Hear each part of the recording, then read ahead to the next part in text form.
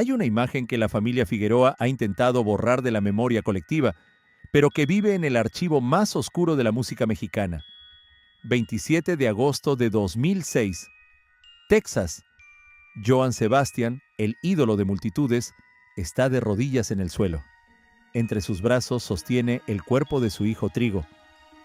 Trigo tiene apenas 27 años y acaba de recibir un disparo a quemarropa en el cráneo. Lo que sigue es una escena de terror.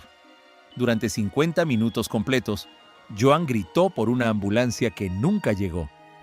50 minutos sintiendo cómo la sangre caliente de su hijo empapaba su camisa, escurriendo entre sus dedos, mientras la vida se le escapaba en un suspiro agónico. El asesino simplemente brincó una cerca y se esfumó entre la multitud. Jamás fue identificado, jamás fue capturado. Pero esa noche no fue un accidente del destino. Fue el inicio de una secuencia de tragedias que terminaría con 3 de sus hijos muertos y una familia despedazada por una herencia que, 10 años después, nadie puede cobrar. ¿Fue mala suerte?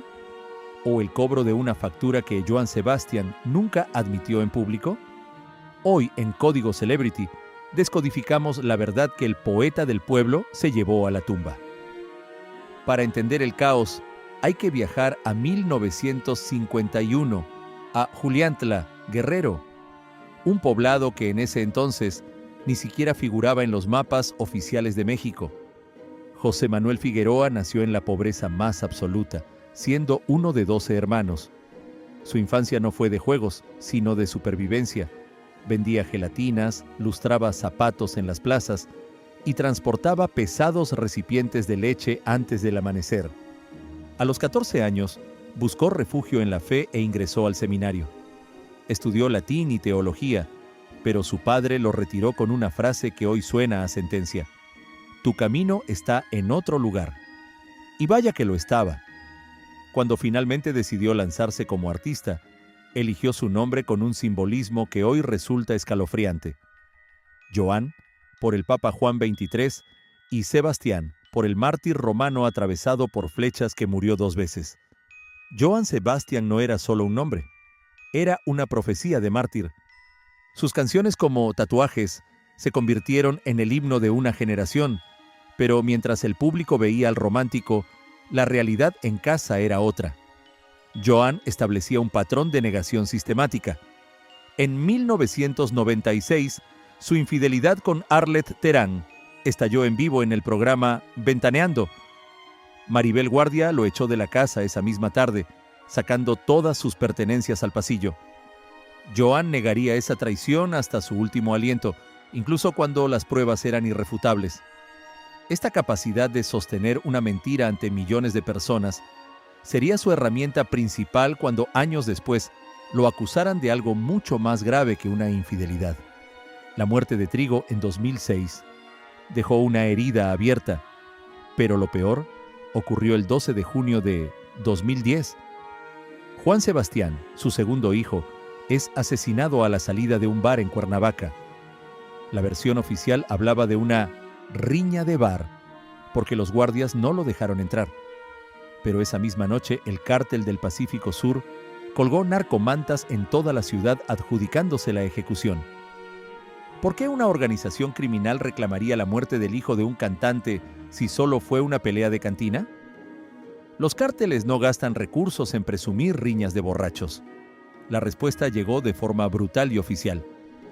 Mientras la familia velaba el cuerpo de Juan Sebastián en su rancho, 150 soldados del ejército mexicano tomaron la propiedad. No buscaban consolar al padre.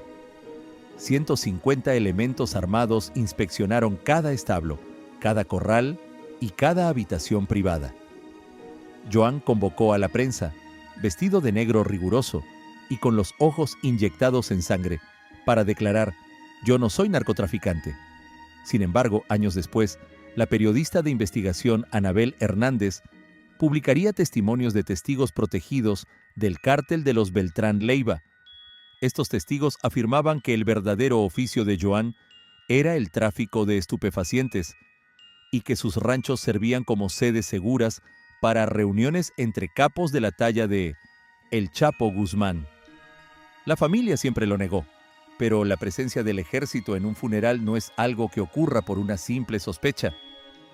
Pero hay un capítulo que la familia Figueroa ha luchado legalmente por silenciar a toda costa.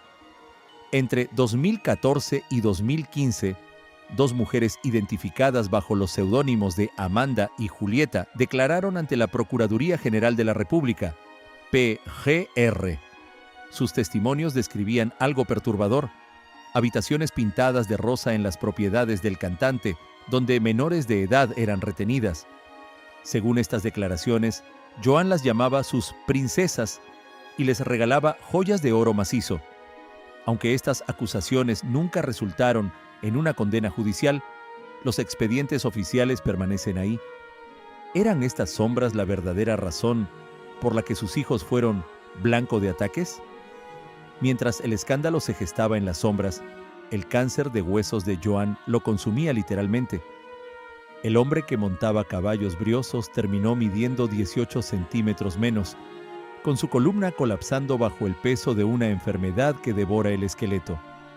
Joan murió el 13 de julio de 2015 tras 14 horas de agonía. Pero la tragedia no se detuvo. En 2023, Julián Figueroa, su hijo con Maribel Guardia, fallece de un infarto. Tenía 27 años, la misma edad exacta que tenía Trigo al morir en Texas. 3 hijos perdidos antes de tiempo. Una coincidencia que para muchos no es azar, sino el costo de una vida llena de pactos secretos. ¿Y el golpe final? Joan murió sin dejar testamento. Un hombre que supo que moriría durante 16 años, olvidó este detalle. Esto condenó a sus hijos a una guerra de una década por 100 propiedades y 800 canciones. Hermanos contra hermanos, demandándose por regalías que hoy nadie puede tocar. El dinero que Joan acumuló terminó siendo la bomba de tiempo que terminó de desintegrar a su familia. Joan Sebastián vivió bajo la frase: el que nace para cantar, aunque le corten la lengua. Cantó hasta que su voz se apagó, pero nunca habló sobre los vínculos que marcaron su destino. Hoy, en el panteón de Juliantla, 3 tumbas forman un triángulo de silencio.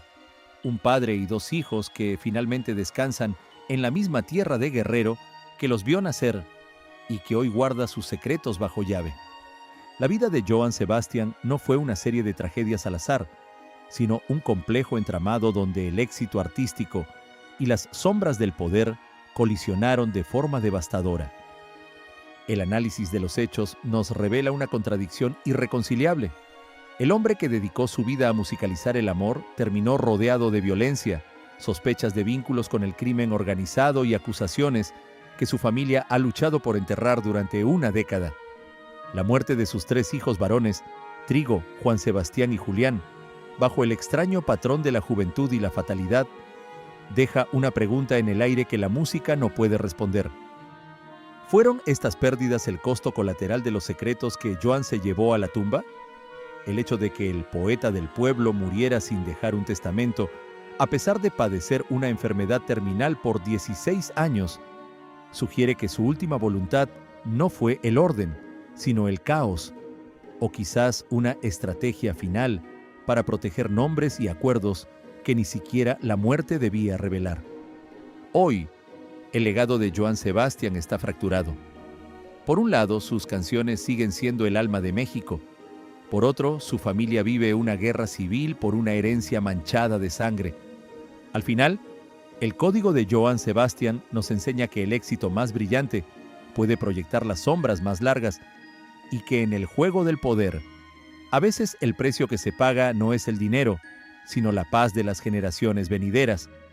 Si este análisis te ayudó a descifrar el misterio detrás de la leyenda, no olvides darle un me gusta al video y suscribirte a Código Celebrity. Activa la campana de notificaciones para que no te pierdas nuestra próxima investigación sobre las figuras más influyentes y polémicas del espectáculo. Déjanos tu opinión en los comentarios. ¿Crees que el talento de un ídolo es suficiente para perdonar sus secretos? Gracias por vernos y nos vemos en el próximo Código.